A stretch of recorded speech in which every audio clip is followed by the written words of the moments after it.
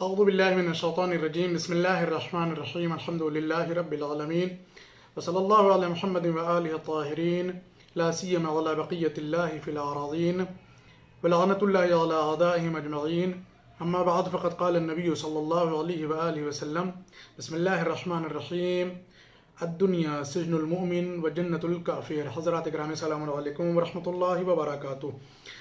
ایک بہت ہی معروف حدیث کہ دنیا مومن کے لیے قید خانہ اور زندان ہے اور کافر کے لیے جنت ہے. اس پر بہت ہی مختصر اور مفید گفتگو آپ کی خدمت میں عرض کرنی ہے. پہلی بات تو یہ کہ اس حدیث کے سلسلے میں بعض لوگوں کا یہ فرمانا ہے کہ یہ حدیث صرف اور صرف ابو ہریرہ کے ذریعے سے صحیح مسلم میں وارد ہوئی. البتہ یہ حدیث جناب علامہ مجلسی رحمۃ اللہ علیہ نے بھی بحار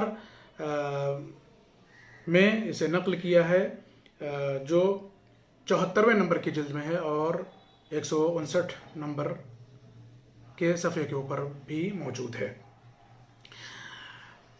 اب اس کی علتیں کیا ہیں کہ مومن کے لیے یہی دنیا زندان ہے اور یہی دنیا کسی دوسرے شخص کے لیے جسے کافر کہا جاتا ہے اس کے لیے جنت ہے.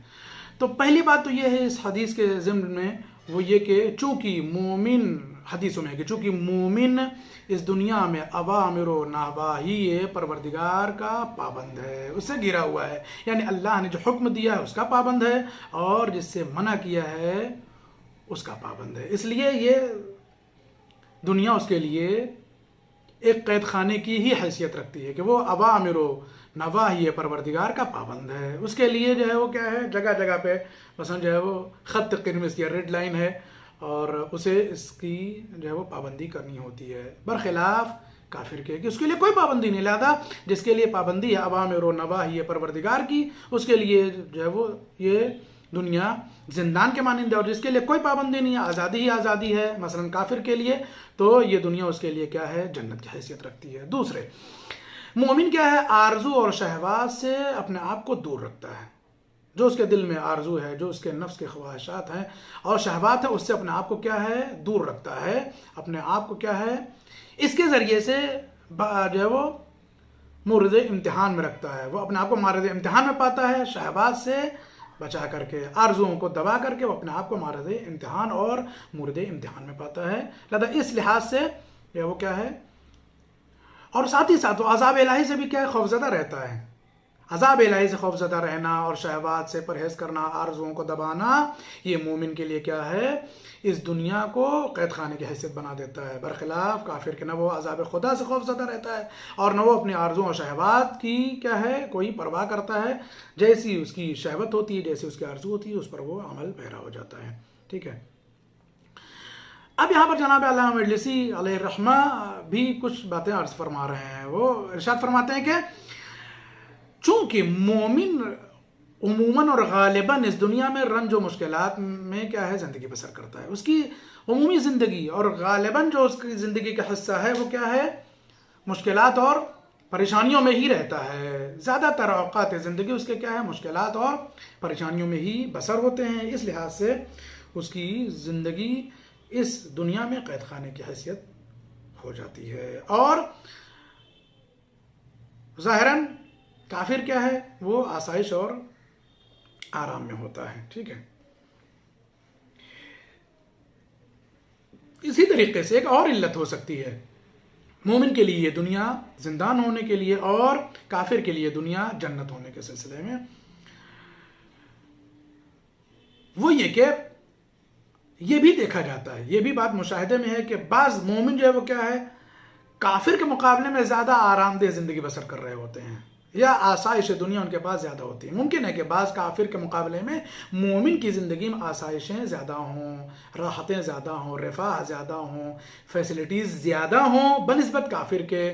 تو ایسی صورت میں کیا ہے، فرمایا کہ تب بھی یہ دنیا اس کے لیے کیا ہے، اس مومن کے لیے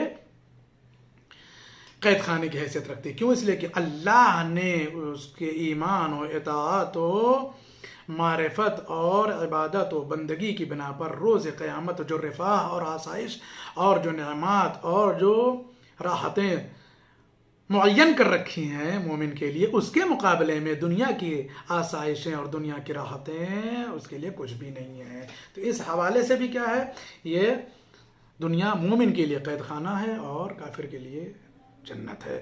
اور دوسرا رخ یہ ہے کہ چونکہ کافر یہاں بھلے جو ہے وہ ہو سکتا ہے کسی مومن کے مقابلے میں نادار ہو، لیکن آخرت میں اس کے پاس اس کے حصے کا کچھ بھی نہیں ہے۔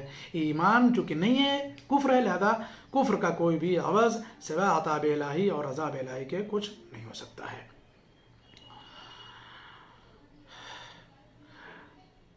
ظاہر سی بات ہے کہ جو آسائش، جو رحمتیں، جو نعمتیں، جو راحتیں بندے مومن کے لیے انتظار کر رہی ہیں روز قیامت اور اخروی زندگی میں، اس کے مقابلے میں جو کچھ اس کے پاس ہے وہ ہیچ ہے۔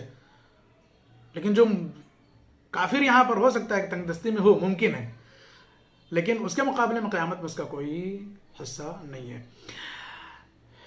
امام جعفر صادق علیہ السلام کی ایک روایت سن لیجیے اس سلسلے میں، اس کے بعد گفتگو تو۔ امام فرماتے ہیں کہ مومن کے لیے یہ دنیا اس لیے قید خانہ ہے کہ جو مومن اس زمین پر ہیں یا جو بندگان خاص الہی ہیں، بندگان خاص پروردگار ہیں، خالص ہیں، اس کے لیے، ان کے لیے دو مشکل ہے یہاں پر۔ پہلی مشکل تو یہ ہے کہ ان کے اوپر اللہ کی طرف سے ہدایہ، اللہ کی طرف سے تحائف، اللہ کی طرف سے جو ہے وہ نعمتوں کا خصوصی نزول اس لیے نہیں ہوتا ہے کہ کافر بھی ان کے ساتھ زندگی بسر کر رہا ہوتا ہے۔ کافر کی موجودگی سبب بنتی ہے، مانع بنتی ہے کہ اللہ اپنے بندگان خالص کو چاہتے ہوئے بھی کیا ہے، وہ خاص ہدایہ اور تحائف نہیں دے پاتا ہے یا نہیں دیتا ہے، کیوں کہ کافر یہاں پر موجود ہے ساتھ میں۔ لہذا کافر کی موجودگی میں مومن کا ایک نقصان یہ ہے کہ اسے خاص ہدایہ سے محروم رہنا پڑتا ہے، خاص عنایات سے اس دنیا میں محروم رہنا پڑتا ہے۔ اس لحاظ سے یہ دنیا کیا ہے، اس کے لیے زندان اور قید خانہ ہے۔ دوسرا یہ کہ ایک مشکل اور مومن کی ہے، وہ یہ کہ جب کافر کے وجود کی بنا پر اس کی طرف آنے والے ہدایہ اور تحائف خدا کی جانب سے رک جاتے ہیں، وہیں ساتھ ہی ساتھ کافر کی موجودگی اور اس کے انکار کی بنا پر عذاب الہی اور بلائیں بھی نازل ہوتی ہیں۔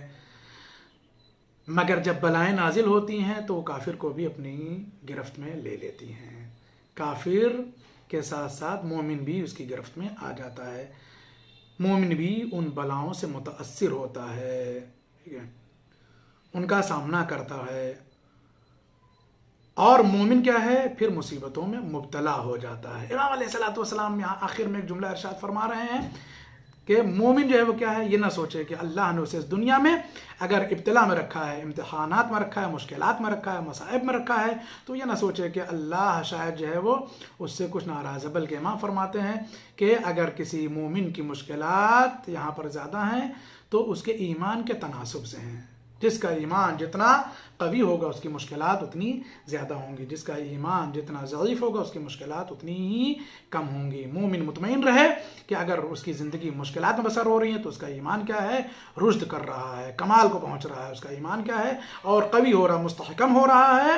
لہذا جس کا جیسا ایمان اس کی ویسی مشکل، لہذا جو جیسا مومن ویسی اس کی پریشانی، لہذا جو جتنا بڑا صاحب ایمان ہوگا، جتنا مستحکم مومن ہوگا، جتنا مضبوط ایمان والا ہوگا، اس کی مشکلات بھی اتنی ہی زیادہ ہوں گی، اتنی ہی بڑی ہوں گی، اتنی ہی عظیم ہوں گی۔ اللہ ہم سب کو اس دنیا کی مشکلات پر صبر کرنے کی توفیق کرامت فرمائے اور دولت ایمان و آگہی سے سرفراز و مالا مال فرمائے، روز قیامت اپنی نعمات خاص اور ہدایہ خاص سے ہم سب کو سرفراز فرمائے اور ہم سب کو جنت کا مستحق قرار فرمائے، ہماری ان خدمات کو شرف قبولیت عنایت فرمائے، ہمارے امام کے ظہور میں تعجیل فرمائے، ہم سب کو ان کے مخلص اعوان و انصار میں شمار فرمائے۔